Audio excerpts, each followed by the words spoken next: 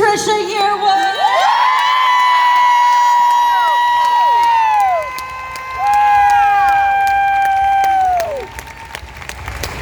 All right, ladies, shall we get this started?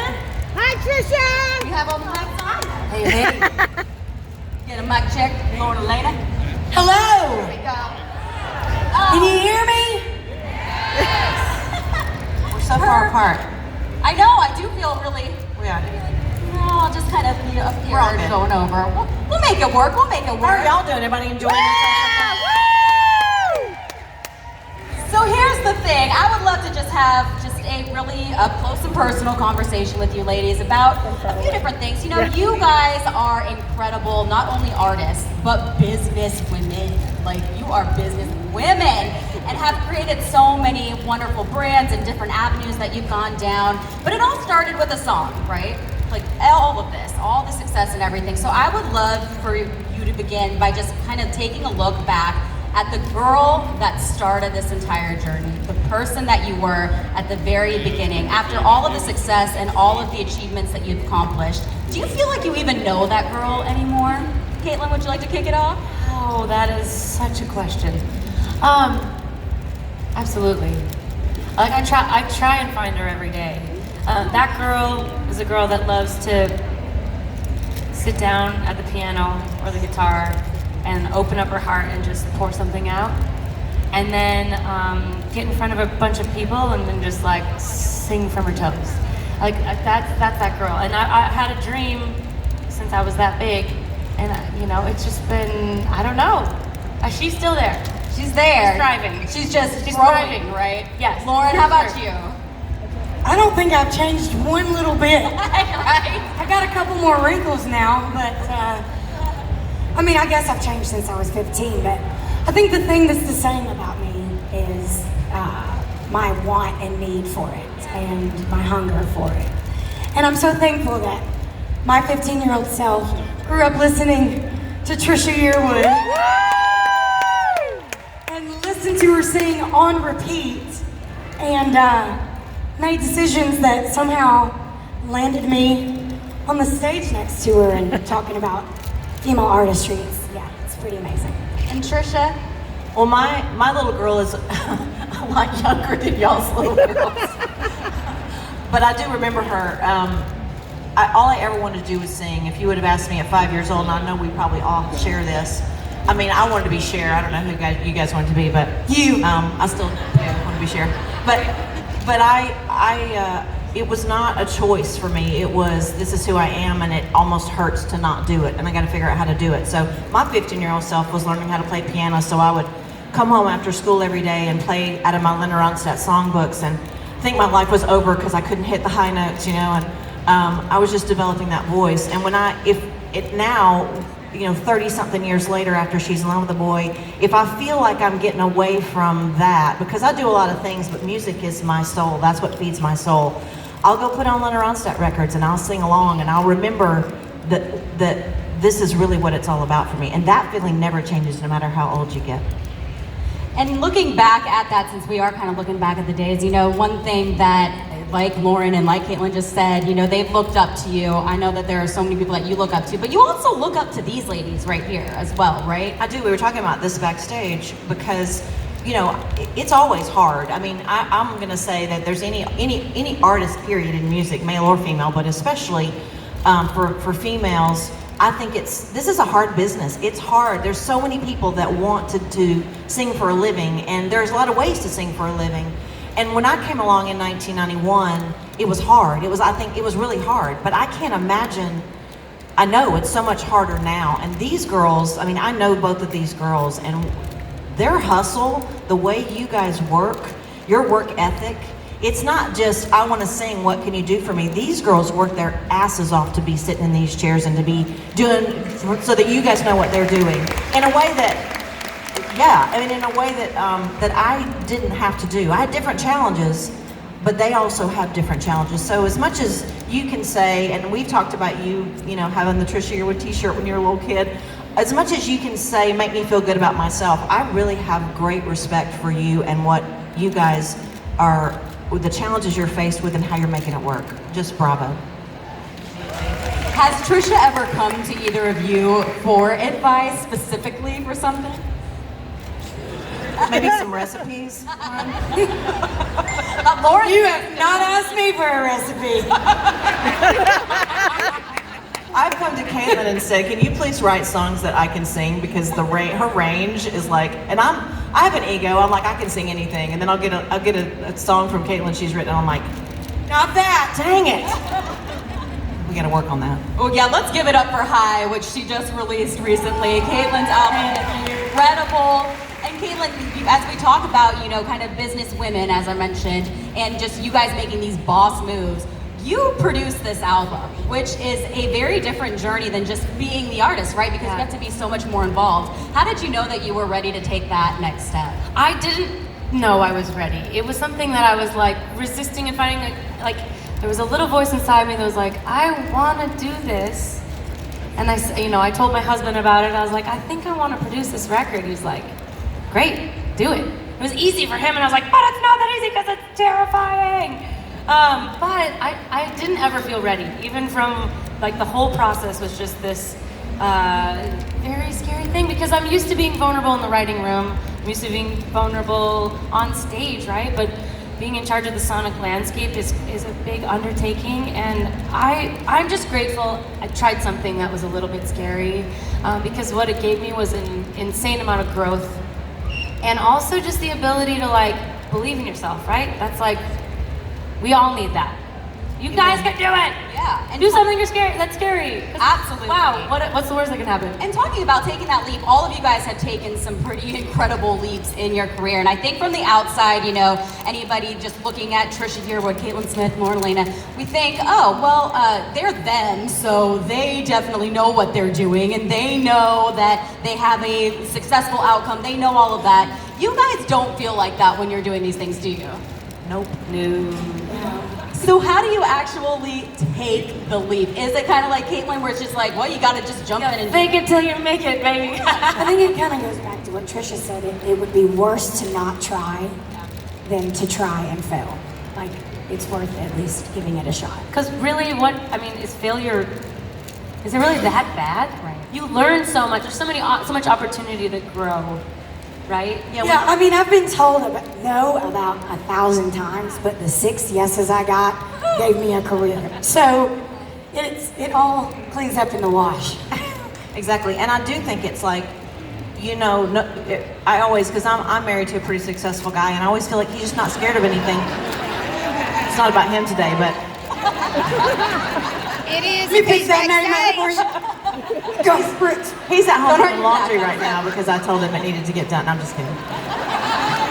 I'm actually not kidding. He's doing laundry, but Why not bring him with you? I always feel like he is so fierce and not afraid of anything, and it's wonderful to hear him say, "No, I'm just as scared as everybody else." It's when the desire is greater than the fear, and everybody's got their gifts, everybody's got their talents, and we let fear get in the way of so many things. I mean, we could do a whole symposium on fear itself, but it's like, you just have to try. I came from a very small town. Nobody was doing anything remotely close to this in music. Everybody thought I would teach music or I would lead the church choir, which are all respectable jobs, but I wanted to be a country music goddess. And so I was like, this is what I'm gonna do. Well done. Well, thank you. And so I do think it's very much about taking that leap. And I was every night I would go to bed and I would say a prayer, and I would be like, because I had no idea I didn't know how to do it. And I would just pray, okay, God, if this is not my path, then just show me, make me want to do something else more. And that was my prayer every night, and it never happened, so I felt like I was supposed to be here. Somebody's got to do it. It might as well be us. That's what I'm saying. Amen. That's a good message for anything, right? So let's talk about career paths, because we did want to kind of bring up being a female in country music, being a female in any industry can be a different journey and can be very challenging. Everybody has their different challenges, but kind of looking back at maybe, let's say like 5 years ago, when this conversation became really big, probably again, and there was a lack of females on country radio. I mean, I started a podcast based on, trying to make a difference with that, and we really have seen quite a difference. But when you're looking back, do you think that this kind of idea that we have of the ladies ruling the airways in the 90s on country radio. Do you think we're looking back with rose-colored glasses, or was it really like that? Well, there were a lot of chick singers on the radio in the 90s. I mean, I came along with a group. I came along around in the same couple of years with Martina and Faith and Susie Vargas. And help me out here. Patty Chapman. What? Mary Chapman Carpenter. Yeah, Dina Carter and Terry Clark. Patty Loveless. Patty Loveless, thank you, Winona. I mean, just like all these women who were just Pam Tillis. I mean, I could just, and everybody was kind of having success. And the cool thing was, there was very much a camaraderie. Everybody thinks, oh, these women are, they're cutthroat out to get each other. And what we found was we're stronger in numbers and stronger together. And women are great at supporting other women. You can't get Alaina here is not she's not a chick singer, but she is. You understand this conversation because you're a woman in this situation where if you're the only woman in the office, you're like, okay, well, I got to keep my job. But the truth is that if you can bond with the other women in your community and in your group, you're stronger and better together. And that's why you can cheer for each other when things go well. And you can also talk each other off the ledge when things aren't going so well. So for me, Reba, who came before me, took me under her wing she's done so many female artists. And she was a friend and a mentor, and she said, I never heard her say, well, it's harder for me because I'm a woman. Never heard Reba say that one time. Reba just works, right? So my mentality isn't that I get up in the morning and go, oh, well, I got to work 10 times harder for half as much. Might be true, but I don't think that. I think just work, just get to work. And if you do that, I mean, because you're not going to change everybody's opinion. You just got to get down and work. And I will again say, the women on this panel are that like you guys, just your work ethic is amazing, and that's why you are doing what you're doing. Well, with what you say, Trisha, I mean, it's lovely to hear that it really was like that, and it still is like that, where women are supporting women, and we love to see that. But there are also challenges with that. Was it always natural for you to be able to understand how to support these other women that were how people kind of make it seem is like the same space, right? We had to realize that there is space for everybody, and if there's not, you create your own space, right? But that's a hard thing to grasp. I think in any industry, to know and believe that there is space for you and you don't have to compete with all of these other people. Have you always naturally known that, or was it a journey to kind of figure that out? Well, in the 90s, I always thought the women had a lot more opportunity to be diverse, because in the 90s, the guys, I'm sorry, but your choices were to wear the hat or not to wear the hat, right? So women could look like anything and be anything and everything. And so I felt like it was very distinctive, like that everybody wasn't trying to look the same. And if you heard Martina McBride on the radio, you knew immediately it was Martina McBride. And I think that trying not to be like everybody else was what made those women really stand out. And when I went to Oklahoma and lived there for a while. When I came back, the first interview I did when I made another album was, well, what do you think about the fact there's not very many women on the radio? And I'm like, what are you talking about? I had not been in the know. And but it's changing again. It's changing. And the women speak to women. You know, I want to hear a song that that I can relate to, and women songwriters and singers relate to me. I got to sing. I've recorded Caitlyn songs. I've sung with Lauren. That song, Getting Good. You know, I love that song. It reminds me of how I grew up and what I was afraid of and what my life was like. So I relate to those songs, and that's what it's about. And women have got it going on when it comes to telling those stories. They just do. I absolutely agree. Yes, you can give it up for that for sure. How about you, Caitlyn or Lauren? Was it an easy journey for you to be able to just find yourself supporting the other women instead of comparing constantly, or is that still a struggle? No, I mean, I kind of have just these wide eyes of like, what I just think the women making music in this town and specifically in country music, like, are incredible, and they're bringing incredible things to the table. Like, I think it's like, and they're finding, like, a few years ago when women were not on the radio, right? These women were finding other ways to still get on country radio, and they were writing the songs, right? And they were supporting each other kind of underground. But now it just seems like there's more spaces And I just really feel like, of course I can support it. I'm everyone's #1 fan. I'm like, yes. Oh, that's my favorite record. That's my favorite record. Oh, you're my new favorite artist. Like, I want to run everybody's fan club. And so, and when I did this last tour, I just finished a headline tour. I really wanted to bring only women opening acts. I was like, I just want chicks, and I want everyone to see how much amazingness is about to come out of Nashville and is coming out of Nashville. And so I hope to do that forever, for the rest of my life. I think it's hard enough to be yourself. You cannot try to be somebody else. It's just never gonna happen. And I'm sorry, I'm kind of losing my voice. I hope you can hear me. But for me, like, when a woman wins, we all win, because I've been in Nashville for 11 years and I've been told no a bunch of times. So I know what that feels like.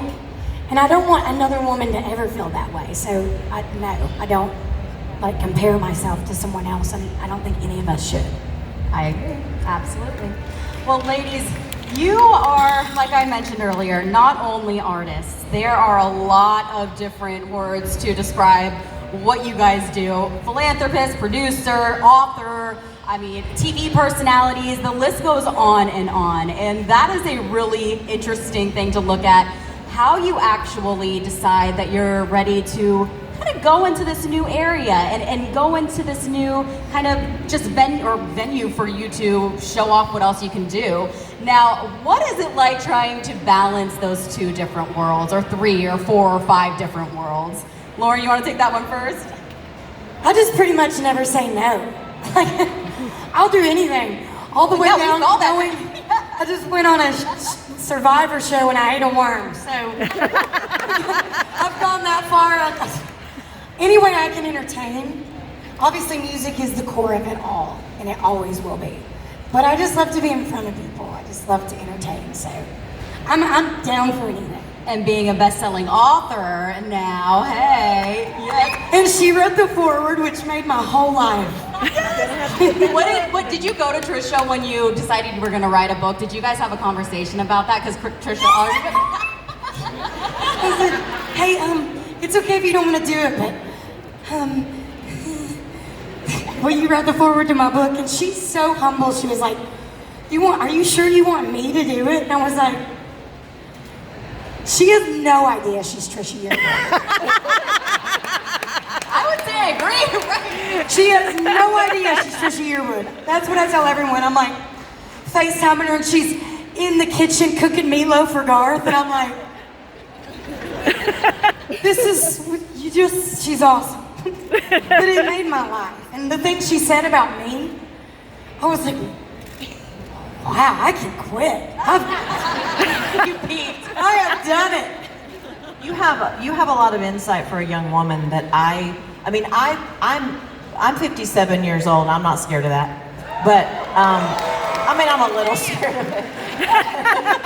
But I mean, your perspective in your 20s, I was like, this is a book everybody should read. I mean, if you are about how to be true to yourself, and there's a lot of wisdom and insight at your age that I don't think I had. I mean, in my head, I'm still 26 because I'm immature, as you young girls get older, you'll find you're always going to feel that way. That energy inside you doesn't age. It's just the outside that ages, and you got to keep that. That's what you got to focus on. That and a little Botox, and you're good.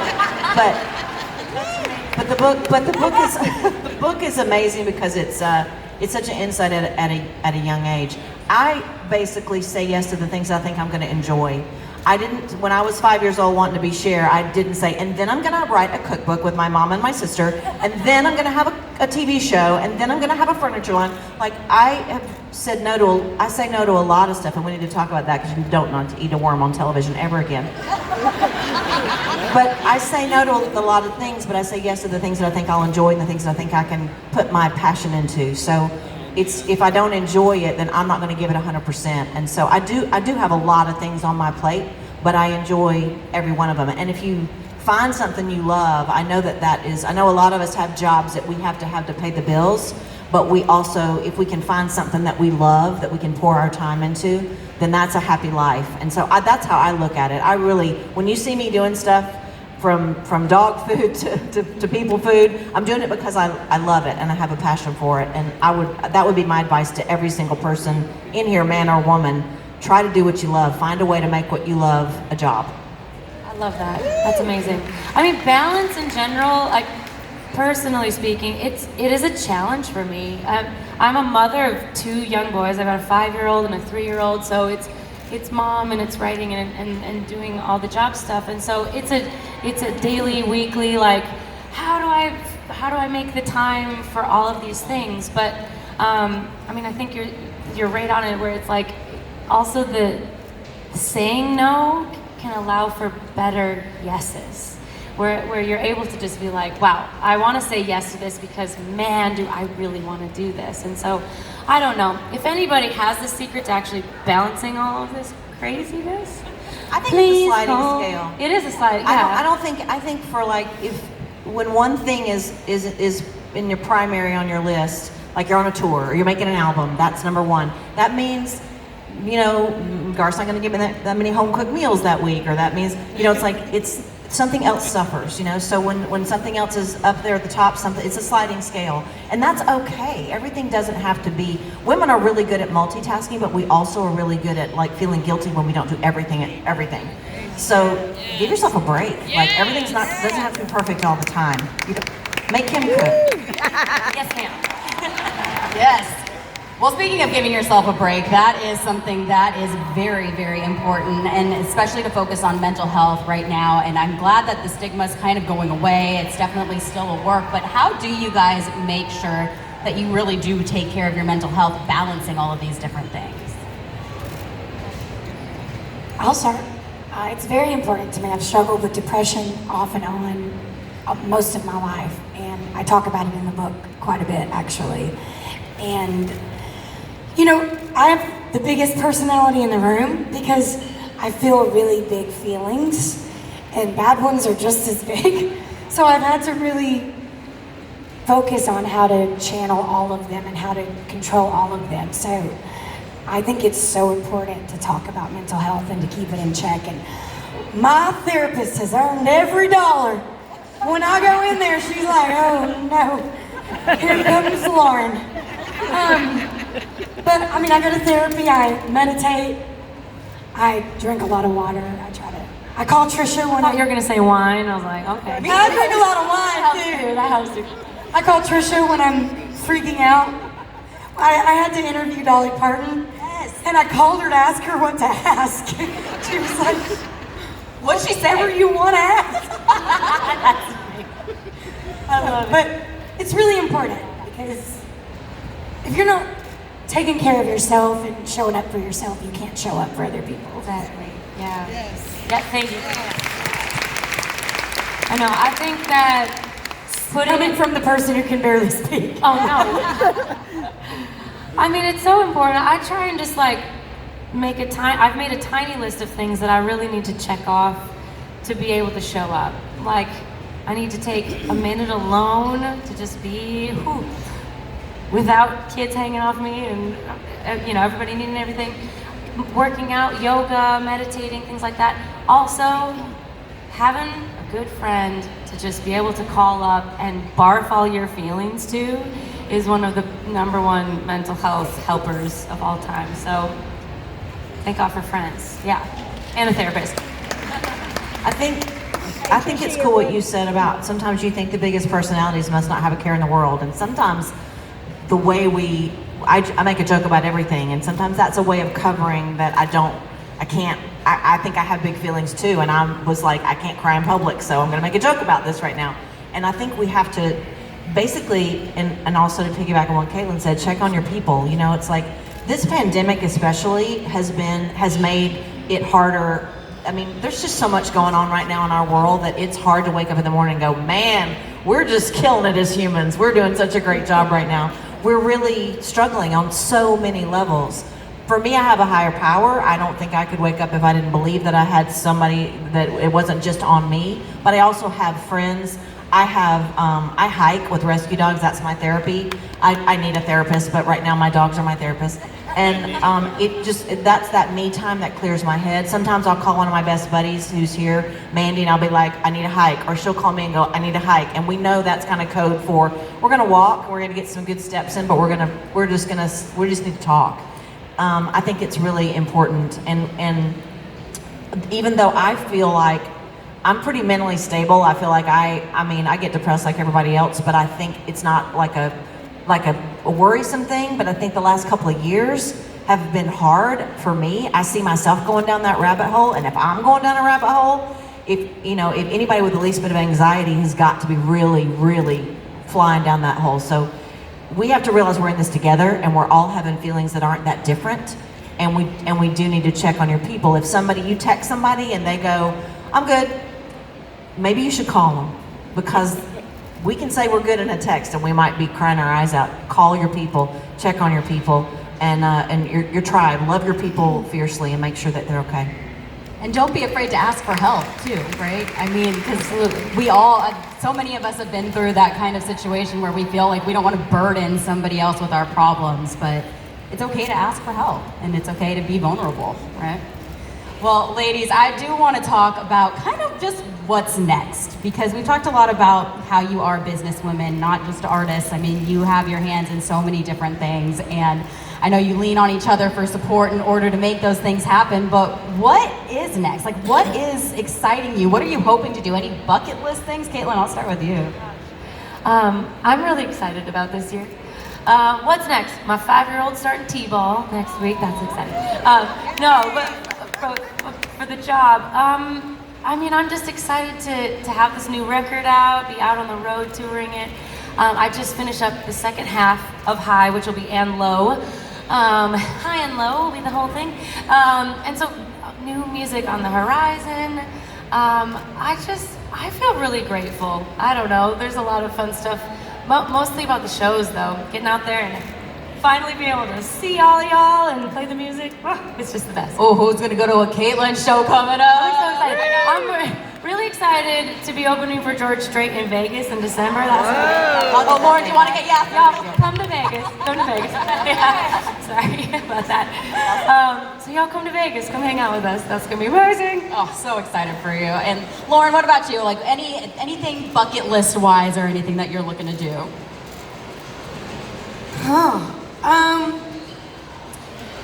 You know, I checked off a bunch of my bucket list things in the last 10 years. I've actually got to sit down and like make a new list.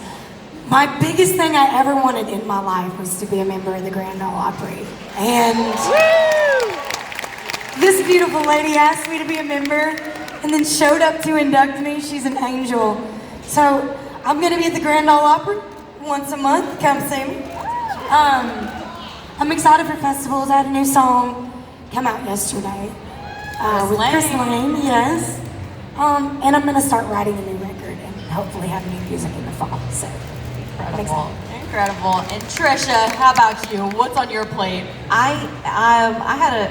When I had taken a pretty big break from making music, I didn't mean to. It accidentally happened. I was living in Oklahoma with the cowboy. I keep bringing him up, but you know. Don't ever do that again. So I made 2 albums. That when I went back in the studio, I made a standards album and I made an album called Every Girl, which the single Caitlyn was a co-writer on that song.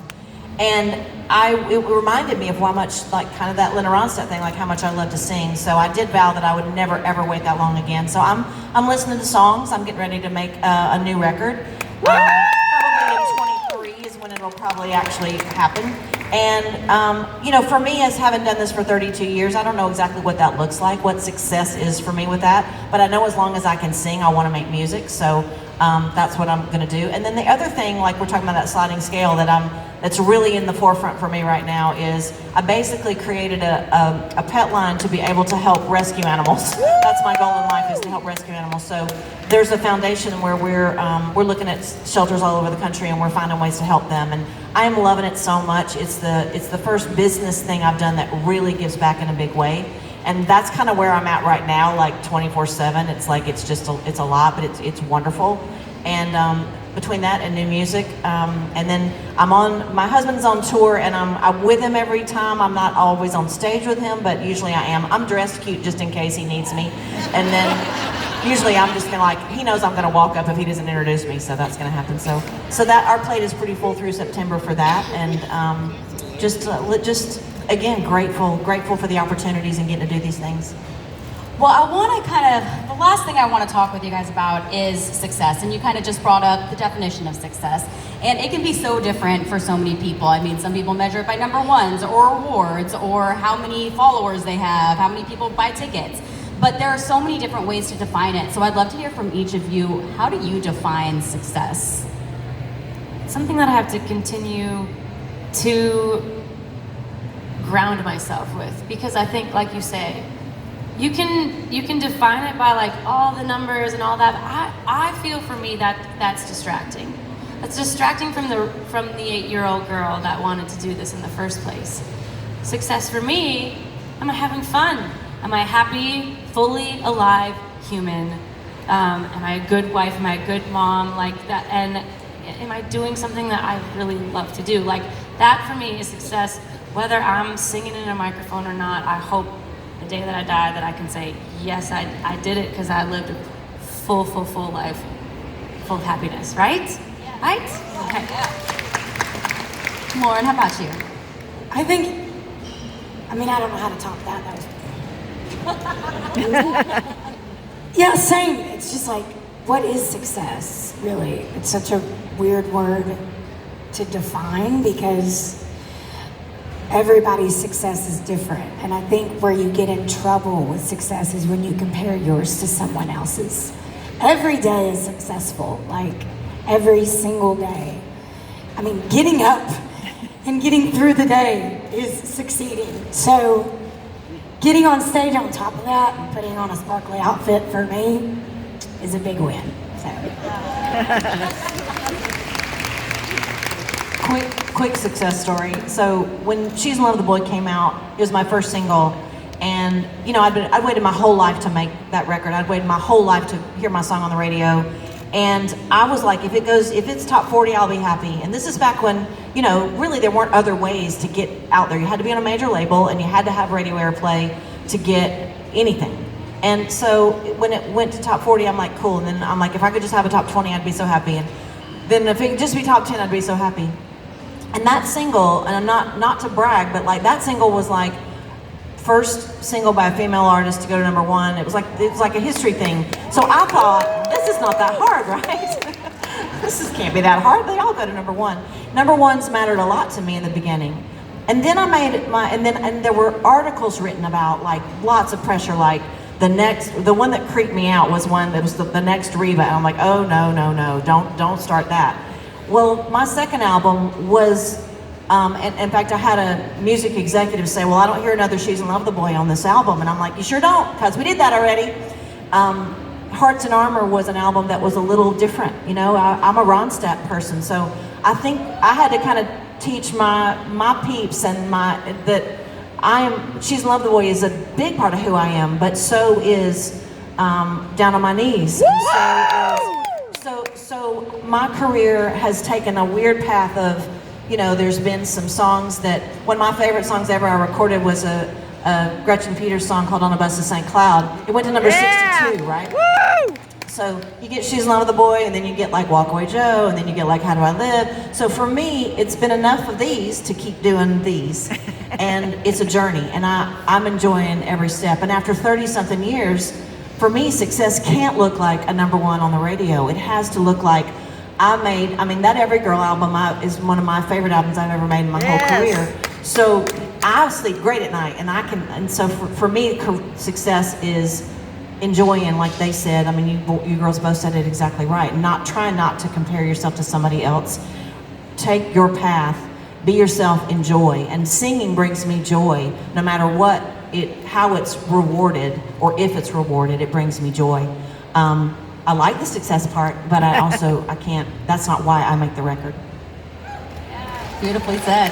So success is more, it sounds like success is more associated with joy, right? Rather than, that's beautiful. Well, ladies, I think though this has been a great audience, don't you think? Y'all been so great. I will say that you guys, basically, we knew that this time was gonna fly. Are you gonna? I think we have time.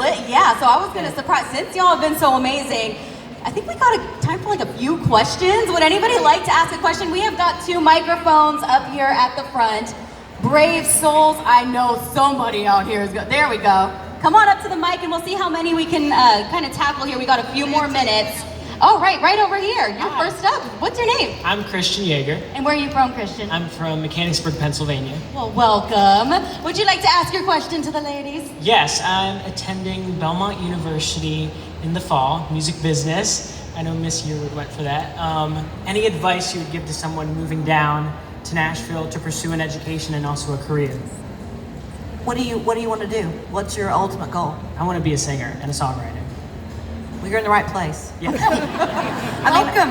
As a Belmont grad, I'll take this one and just say, for me, I had the same goal, and I felt like I wanted to finish school. I wanted to be in college. That was, my parents actually didn't give me an option, and so I thought, well, if I can go to school in Nashville, I can be in the city that I want to be in, and Belmont was a great place. I met songwriters there. I got my first demo work there. It's how I met Kent Blasey, who wrote If Tomorrow Never Comes. That's how I was doing demos for him when I met the other guy that was doing demos, and we became friends. So everything has its, path. So Belmont's going to be a great place for you to meet people that will help you to try to accomplish your goals. And just like we've said up here, stay true to what you really want. And sometimes you don't know the things you're doing are going to be leading in that direction. But my parents, I'd call them every night, and my dad would always go, you just got to keep on doing that. Like, he just felt like every little thing was stepping in the right direction. He was right. So if it's in your gut and in your heart, you're following the right path. Thank you so much. Good luck. Thank you for your question. All right, let's get one over here. Come on up, sir. What's your name and where are you from? Brad McIntyre. I'm from Ontario, Canada. Hi, Brad. Miss Yearwood, you've mentioned Mr. Trisha Yearwood a few times. I'm just wondering, does he have like some videos or something on YouTube that we can look him up to see what he's Does he have videos on YouTube? I think it's a little joke. Oh, got it. I was like, It's a little joke. I got it. I'm smart. All right, let's see who we have got next. Right here. What's your name and where are you from? My name is Presley Roan, and I just moved here about 7 months ago. I'm about to have a nervous breakdown because I can have You're doing amazing. I moved here to be a singer and songwriter, and the 3 of y'all are such incredible inspirations to me. And what you've been saying about girls in country music and stuff, it's so scary. Like this is right now is like really scary. And I have a question for Miss Yearwood. Well, it's actually a request, and I've actually had Lauren do one for me. I don't know if she remembers. It was at Walmart in Franklin. I don't know what you're about to say, but I believe you already.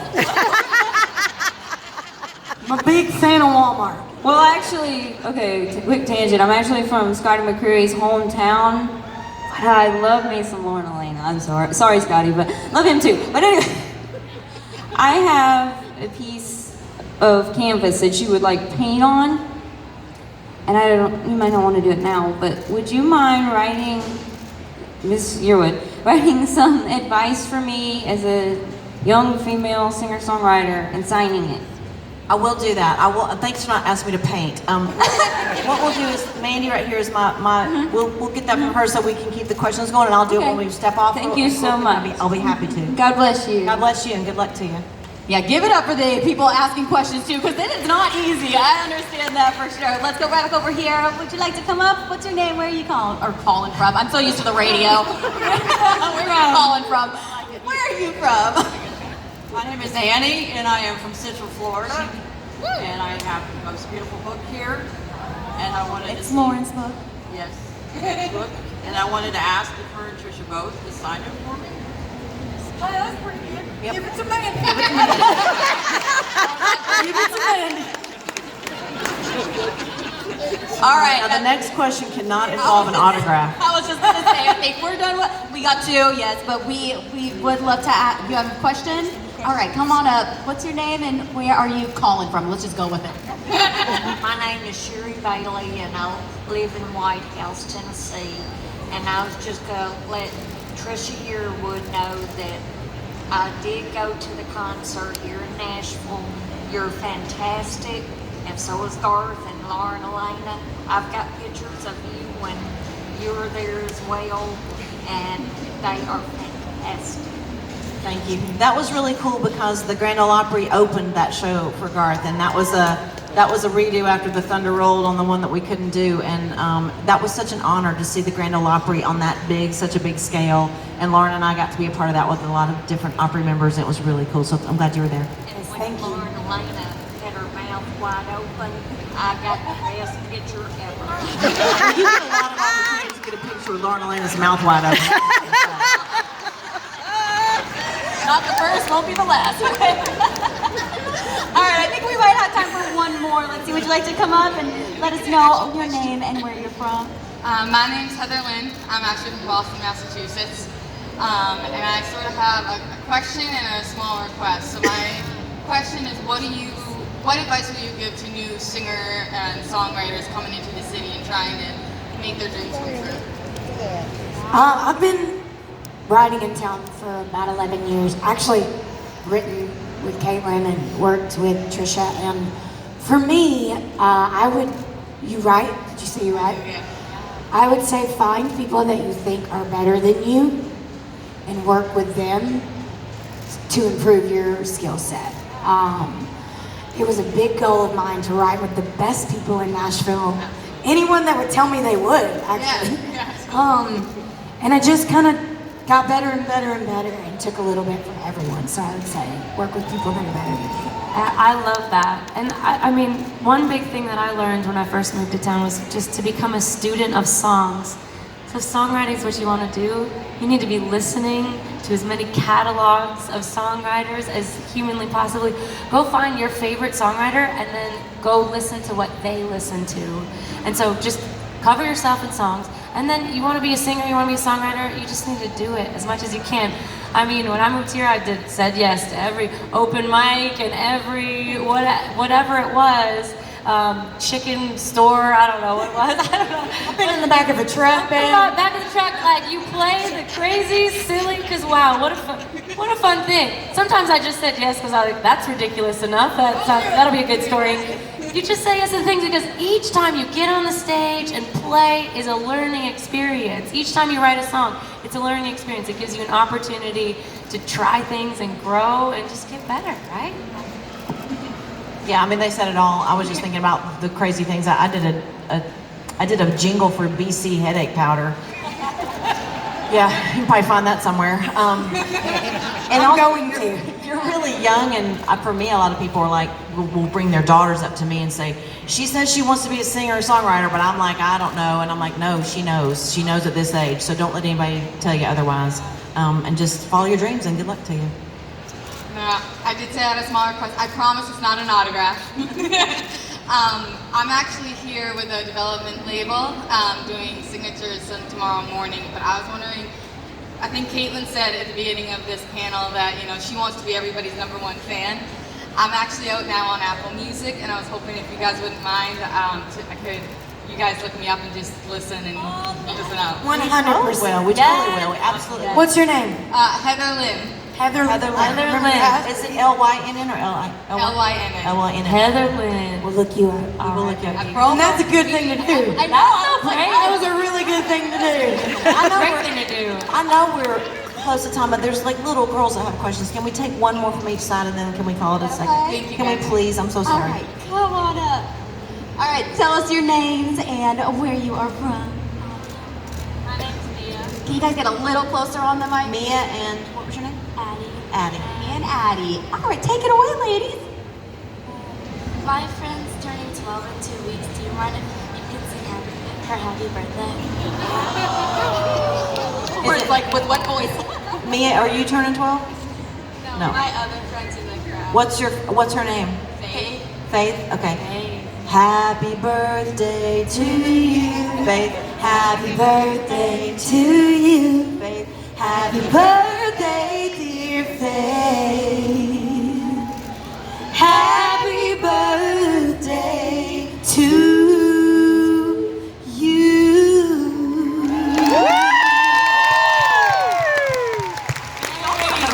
That like the harmonies came in perfect. Holy cow. Okay, we're gonna take one more question, then I wish we could stay all afternoon. No, come on up and let us know your name and where you are from. My name is Maggie, and I'm from Macon, Georgia. Yes! Georgia girls! She knew it.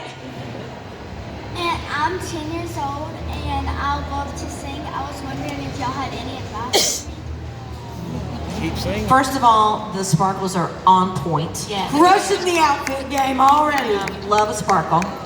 I think you seem like you love to sing. I mean, you said you're 10? Yeah. I mean, just do it. Like what we were saying up here earlier, like any opportunity. I came to here on vacation with my parents, and there was a wax museum down the street, and my mother went up to the guy playing and asked if her daughter could sing with him, and I was mortified.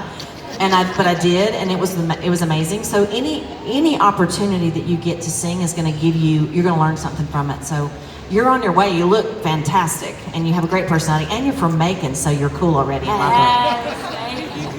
I love a Georgia girl. Yeah. I'll come to your concert someday, all right? I would say do it as much as you can. The more you get on stage, the more you perform, the better you get, the more comfortable you get. But please always wear that hat. And somebody's got to do it. It might as well be you. You're the next generation. That's right. Yay! Thank you guys so much for taking the time to be here. Thank you. Give it up for our question askers, because that is not easy to do. And please give it up again for Caitlyn Smith, Lauren Alaina, Trisha Yearwood. I'm standing up for y'all too. That was incredible. Thank you for being here at the close-up stage. Enjoy the rest of your CMA Fest. Y'all be safe. Stay hydrated. Love one another.